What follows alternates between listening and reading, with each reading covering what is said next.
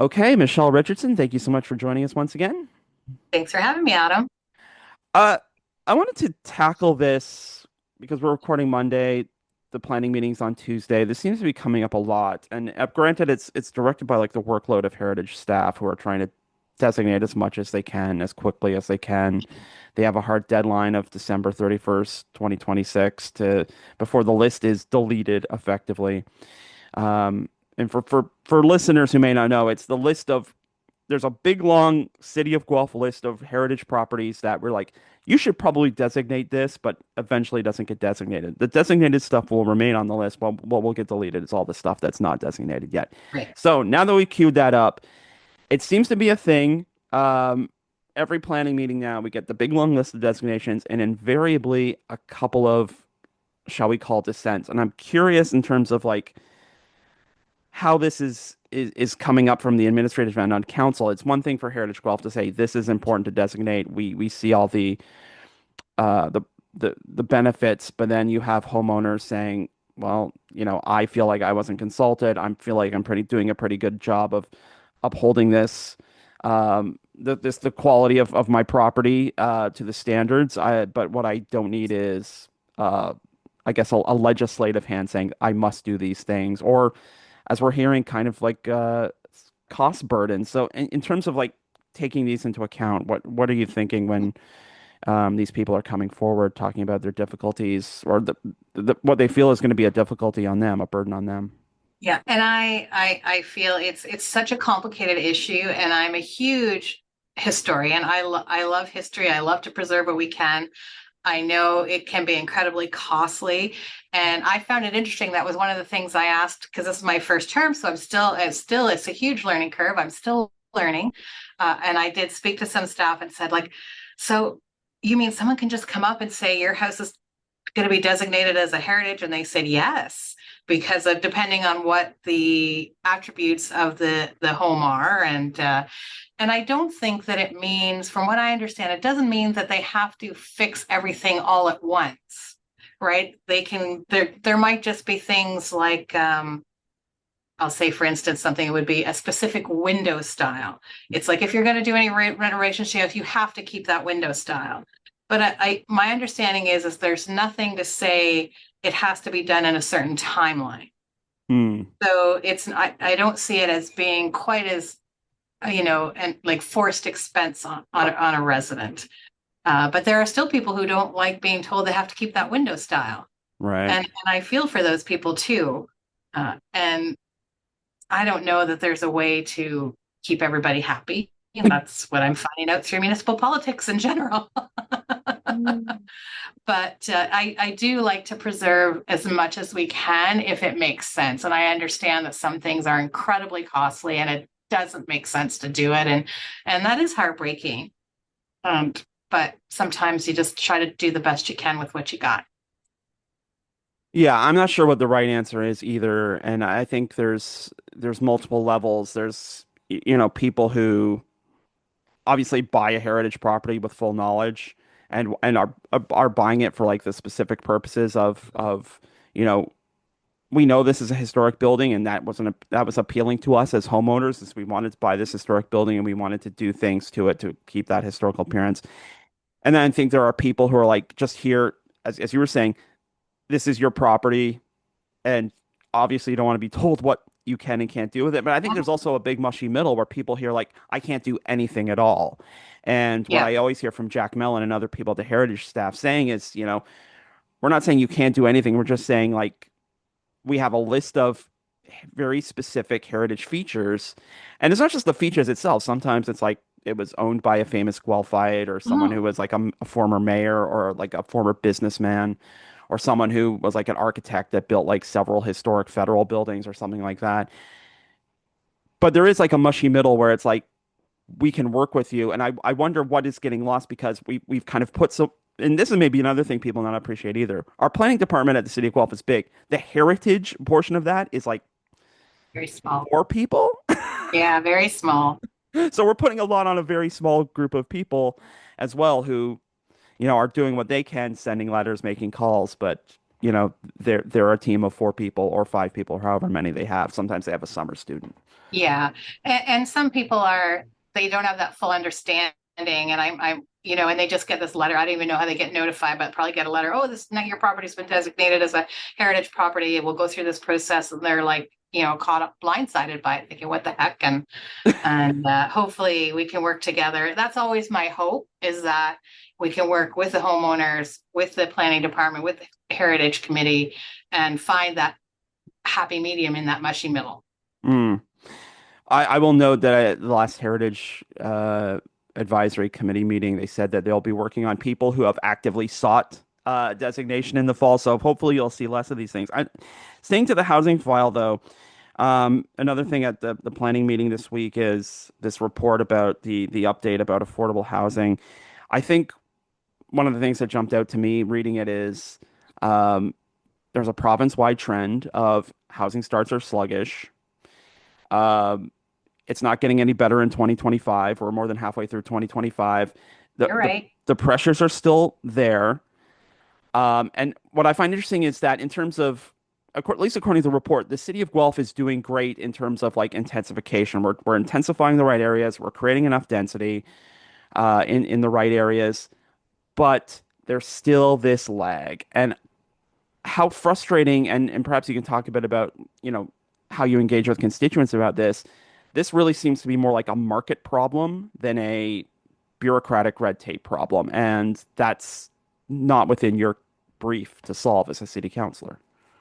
And thank you for recognizing that, Adam, because it's a hard thing for people to understand.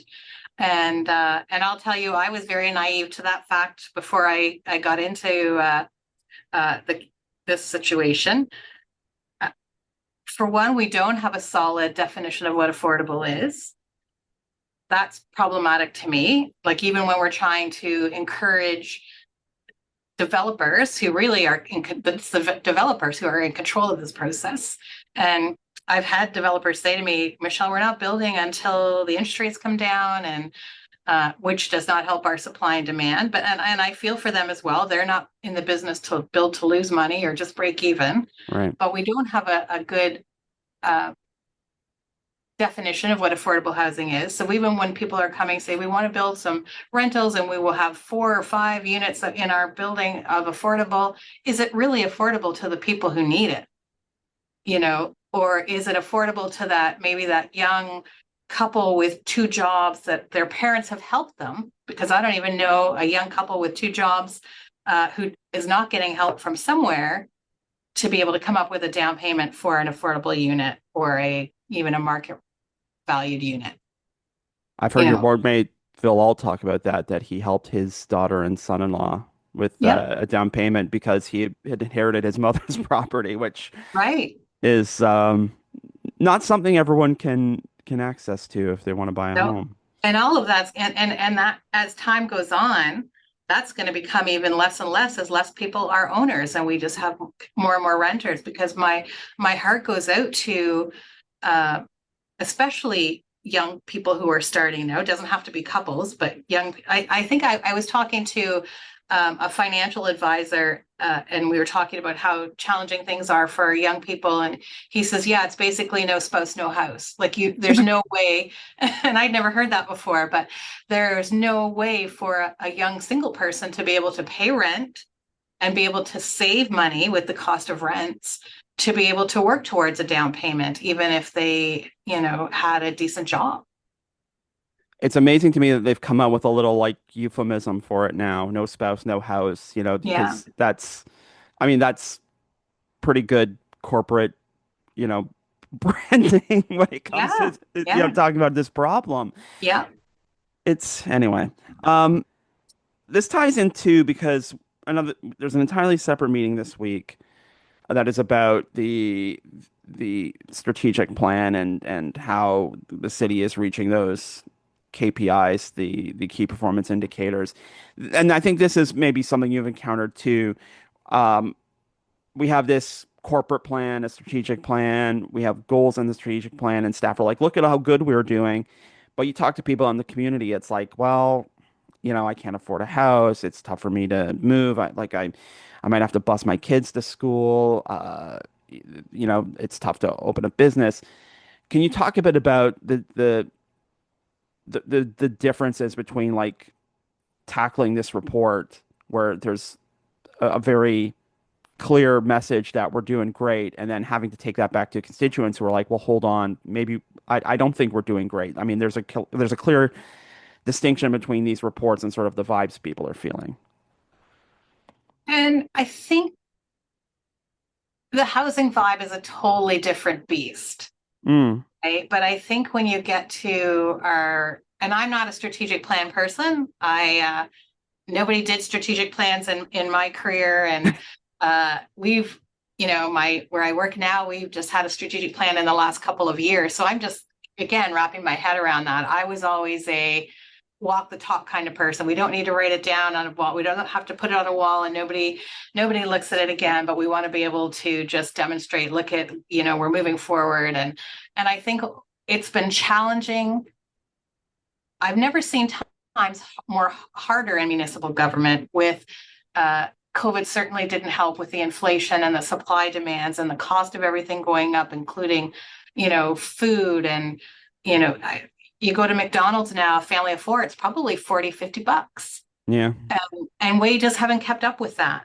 And I think that that's what the community is feeling, not the fact that our roads are, yeah, maybe they're not getting plowed quite as much, but we're still doing really well compared to a lot of our other municipalities. And we've had to make a lot of cuts and give up a lot of things in the city that maybe people aren't fully understanding why it's being cut or why they have to drive their kid, to the bus stop or that sort of thing. But it really it comes down to dollars and cents, and to try to keep taxes low with the amount of inflation that we've had. The cost of salt goes up, the cost of even running a program, like we're struggling to get staff for our summer programs. Mm, mm. So all of those things. So I think we can say we're doing really well as an organization. We still got that AAA credit rating.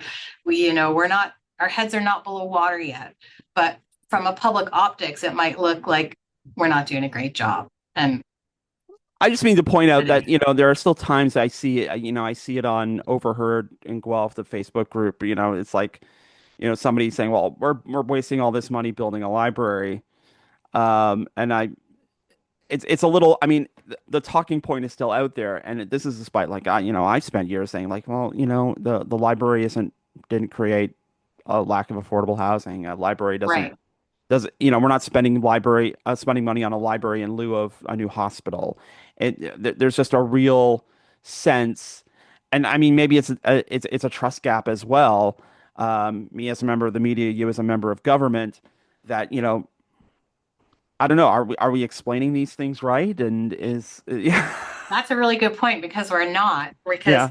I felt the same way when I first came on. I said, well, why don't we take that money, make the library have a smaller and put the rest of it into housing? They said, we can't do that Mm, because there's budget lines for all of the services. And we can't, if we go ahead and fully ignore or cut down on a service 10 years from now, we're going to come back and say, well, why did they do that? Now we need a new library again, because this is not meeting our needs. And a lot of that money tied in is grant money, mm. right? If we don't put in, then we don't get any grant money for that. And so it's not, the budget is a really, really difficult thing to understand. I might have my head sort of wrapped around it this year for the first time when we go, but it's not like running your kitchen household budget where I've got this much money to spend and these are my needs and I can allot wherever I need to. There's money that are allocated for all of the municipal services that you can't just say, we're going to not do that and put all of that money over there. Well, let's go there for a minute because I mean that it's coming up this fall, but fall is coming up fast.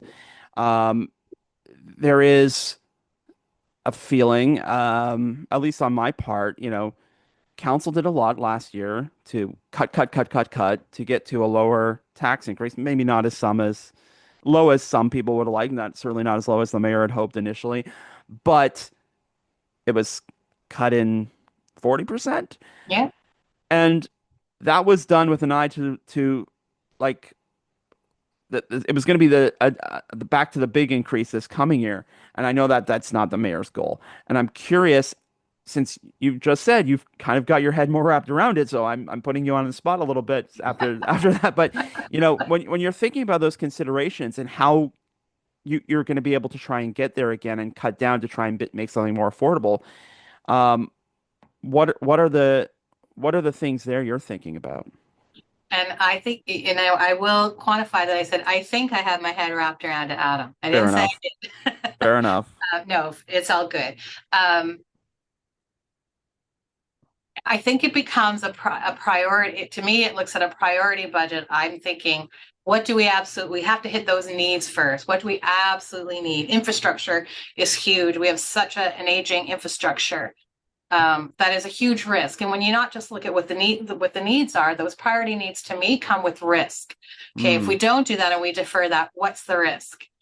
Is that risk going to cost us more than if we don't do it than if we left it? And we were just starting to catch up on that. From what I understood is that that was part of our problem with our aging infrastructure is, previous years councils deferred and deferred from the infrastructure.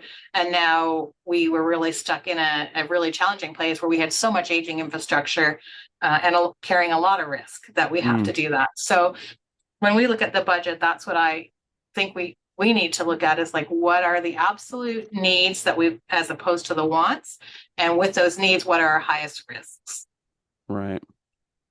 Uh, to deke to something a little more immediate. Next week there will be the special meeting to choose the next Ward 6 city councillor. I've been since the I guess the vacancy has been created. I've been asking you and your colleagues about, what are you looking for in someone to fill that seat? You bring a point of view that's different. This is your first term, so you kind of have a more immediate view of what the expectations are and sort of what the challenges are. So when you're going to be hearing from 26 people next week who want to fill Yes. that seat, what are you looking for?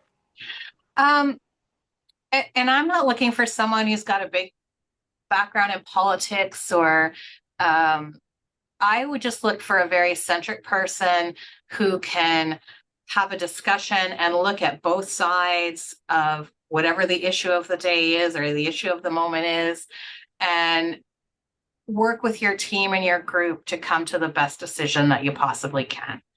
Mm, Going to be a huge learning curve for anybody who's not been on a council previously. But it's very learnable if you're open to listen and learning and not coming in to bulldoze with an agenda. Say, I want this, I want that, I want this, because you're not going to get all that because you don't understand all the background behind it. So mm, I'm just looking for someone who seems to have good common sense, is going to be open for discussion, and willing to flex their original thoughts. Like, I've been humbled many times by saying, "Oh, I didn't realize that." Okay, okay, well, yes, that makes sense, and say, "Okay, so yeah, I can support that." gotcha. Um, there's also a learning curve here for you and other members of council because this is a policy that has never, or at least in this way, has not been taken out for a walk before. There has been council vacancies in the past, but it was the last time it was somebody passed away, unfortunately, and the next Mm, person who won the election was able to sort of take that position over. Um, these are unique circumstances. This is a unique policy. It's But for you though, I guess for you and your other members of council, how have you been coping with this big decision?